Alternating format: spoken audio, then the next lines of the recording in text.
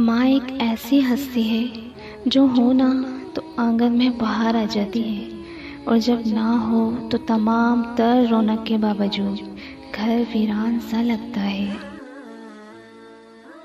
ماں وہ ہستی ہے جس کی پیشانی پر نور، آنکھوں میں ٹھنڈک، الفاظ میں محبت، آغوش میں دنیا بھر کا سکون، ہاتھوں میں شفقت اور پیروں تلے جنت ہے۔ اجڑے باغوں میں بہار نہیں آتی، سوکھے پھولوں میں نکھار نہیں آتی، گزر جاتی ہے زندگی انگاروں پر، ماں بچھڑ جائے نا تو بار بار نہیں آتی۔ حضرت موسیٰ علیہ السلام اپنی ماں کی وفات کے بعد اللہ تعالیٰ سے ہم کلام ہونے جا رہے تھے کہ راستے میں ٹھوکر لگنے سے گرنے ہی لگے تھے کہ غیب سے آواز آئی، اے موسیٰ سنبھل کر چل، اب تیرے پیچھے دعا کرنے والی ماں نہیں ہے۔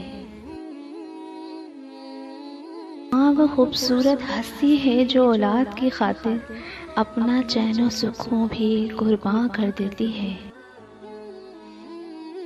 موت کی آغوش میں جب تھک کر سو جاتی ہے ماں، تب کہیں جا کر تھوڑا سکون پاتی ہے ماں۔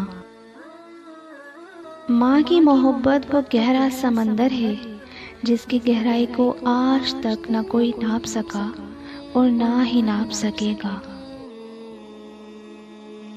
ماں کی عظمت اور بڑائی کا ثبوت اس سے بڑھ کر اور کیا ہوگا کہ رب کریم جب انسان سے اپنی محبت کا دعویٰ کرتا ہے تو اس کے لیے ماں کو مثال بناتا ہے۔ ماں وہ ہستی ہے جو اپنے منہ کا نوالا بھی اولاد کے منہ میں دے کر خوش ہوتی ہے اور خود بھوکی سو جاتی ہے۔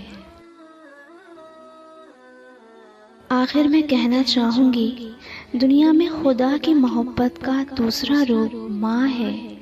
انسان جب اس دنیا میں آتا ہے نا تو ایک ماں ہی ہوتی ہے جو اسے سب سے زیادہ اپنائیت دیتی ہے۔ جنت ماں کے قدموں کے نیچے سے ہے مراد، ساری عبادتیں مل کر بھی ایک ماں کی خدمت کے برابر نہیں ہو سکتے۔ اللہ تعالیٰ آپ سب کی ماؤں کو خیر و عافیت اور سلامتی دے۔